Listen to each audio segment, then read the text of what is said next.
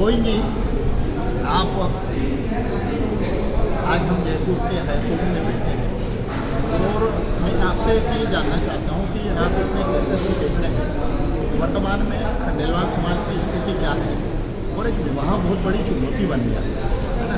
तो विवाह के बाद में भी विवाद और विवाद का समाधान, यह हमारे समाज की नहीं, बहुत सारे समाज की ज्वलन समस्या है। तो आप बता पाएंगे कि खंडेलवाल समाज की क्या स्थिति और इसमें क्या हम बदलाव कर सकते हैं?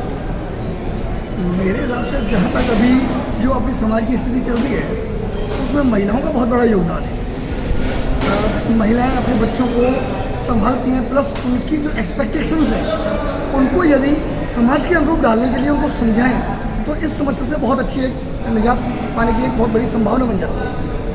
उसमें क्या है कि अपने समाज में जो अभी जो नई पीढ़ी है, नई जनरेशन है, जिनकी शादी अभी शादी के स्टेज पे है, टीनेजर्स में है, उनकी क्या है एक्सपेक्टेशन, बस उनका ईगो इतना है कि वो अपने ईगो को कहीं सेटिस्फाई नहीं कर पा रहे और सिर्फ इस वजह से कि वो सेटिस्फाई नहीं कर पा रहे, लेकिन वैचारिक मतभेद जो बीच में आ रहा है उस वैचारिक मतभेद को वो सेटल करने में घर वालों की बहुत बड़ी भूमिका है। अच्छा, स्पेशल मदद से चलिए, ये एक आपने बताया कि ईगो, तो ईगो को हम यदि बदल दें तो इस समस्या का समाधान हो जाए। मतलब हम आपका आशय ये है कि हमारे वैचारिक बदलाव होना चाहिए, हमारे व्यवहार में सरलता आनी चाहिए, हमको एक दूसरे को समझने का भाव पैदा करना, समझने का भाव, प्लस समाज की परिस्थिति के अनुसार चलने का, या जैसा हमें उसी तरीके से दूसरा पर्सन है उसके हिसाब से चलने का। अभी आप बता रहे थे कि अभी आप कितने केस खंडेलवाल समाज के आपको चल रहे हैं? मेरे पास कम से कम 10 कपल्स के केस चल रहे हैं, जो कि अप्रोक्सीमेट 60-70 केसेज हैं,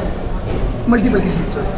उनमें ये देखा जा रहा है कि मैक्सिमम केसेज में और एक छोटी छोटी लड़ाइयाँ जो घर की चल रही हैं, केवल ईगो सेटिस्फाई नहीं हो रहा और कहीं कोई छोटी छोटी बातों पर जिनका कोई लॉजिक नहीं है उन बातों में लड़ाई हो रही है और उनको बहुत बड़ा बढ़ावा मिल रहा है। अच्छा, तो कोई आपको लगता है कि इन केसेस में हम कैसे इसको मीट आउट कर सकते हैं? क्या कोई समाधान कि नहीं, शादी करना ही मतलब उसका समस्या का समाधान हो? नहीं, कोई समाधान नहीं हो पाएगा उसका।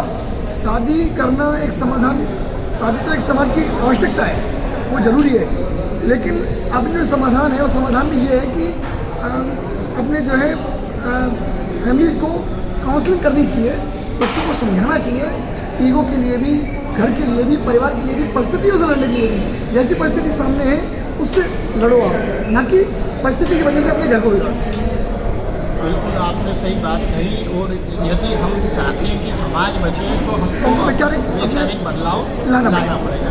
आपने आज एक बहुत अच्छी बात कही और मुझे बड़ा अच्छा लगा कि जयपुर से आज पूरे समाज बंधुओं को एक नया संदेश आपसे मिला है। आपका बहुत बहुत धन्यवाद।